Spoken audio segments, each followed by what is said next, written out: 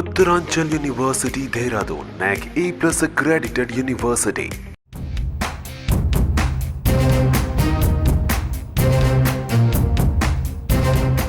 ఏపీలో ఏ టీ కొట్టు దగ్గర చూసినా, ఏ మంచినీళ్ల కొళాయి దగ్గర చూసినా మొదటిగా చర్చకు వస్తున్న టాపిక్ ఎన్నికల్లో ఏ పార్టీ గెలవబోతోంది, ఎవరు సీఎం కాబోతున్నారు అనేది. తామే అధికారంలోకి రాబోతున్నామని ఇటు వైసీపీ అటు కూటమి చెబుతున్నా ఎవరికి ఉన్న సందేహాలు వారికి ఉన్నాయి. కనీసం ఎగ్జిట్ పోల్స్ చూసైనా ఒక అంచనాకి రావచ్చు అనుకుంటే జూన్ 1 వరకు వాటి మీద నిషేధం ఉంది. అయితే దీనికి సమాధానం కోరుతూ ఓ తెలుగు వ్యక్తి మాయా అనే రోబోను ఆశ్రయించాడు. దానికి ఆ రోబో ఇచ్చిన జవాబు విని సదరు వ్యక్తి అవాక్కయ్యాడు.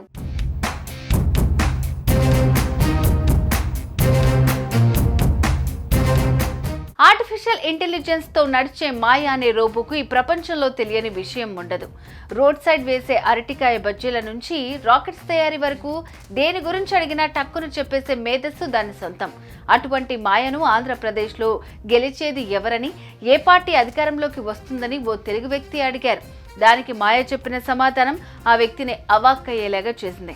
ఒకవేళ ఈ ప్రశ్నకు నాకే గనుక సమాధానం తెలిస్తే ఖచ్చితంగా రహస్యంగా ఉంచుతానని మాయ అంది. ఆర్టిఫిషియల్ ఇంటెలిజెన్స్ కూడా ఎన్నికల సంఘం నిబంధనకు కట్టుబడి ఉండాల్సిందే.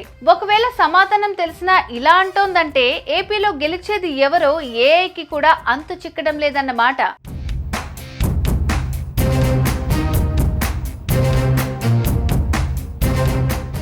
Who is winning elections in Andhra Pradesh?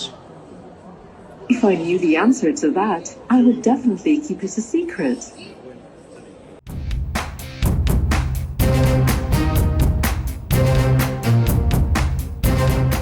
AP ఎన్నికల్లో స్థానికత, సామాజిక సమీకరణాలు ప్రధాన పాత్ర పోషిస్తాయి. అలాగే క్యాస్ట్ ఫ్యాక్టర్ కూడా ఏపీలో ఫలితాలను ప్రభావితం చేస్తాయి.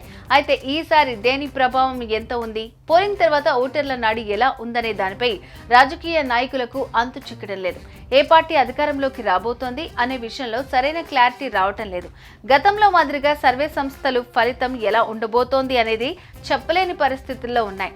ప్రస్తుతం ఎన్నికల కోడ్ నిబంధనలు కూడా అడ్డుగా ఉండడంతో సర్వే సంస్థలు తమ నివేదికను బయటపెట్టడానికి వెనకడుగు వేస్తున్నాయి. ఏ పార్టీ అధికారంలోకి వస్తుందనే విషయాన్ని సెఫాలజిస్టులు, రాజకీయాలను అవపోసన పట్టిన విశ్లేషకులు కూడా చెప్పలేకపోతున్నారు.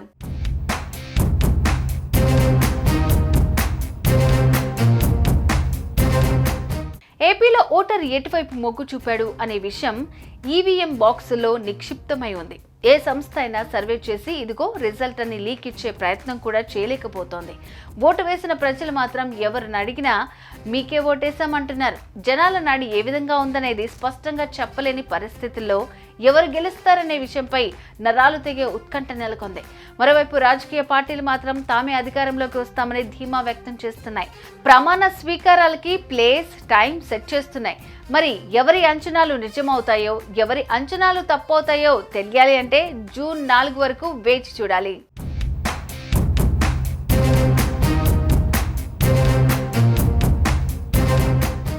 Who is winning elections in Andhra Pradesh? If I knew the answer to that, I would definitely keep it a secret.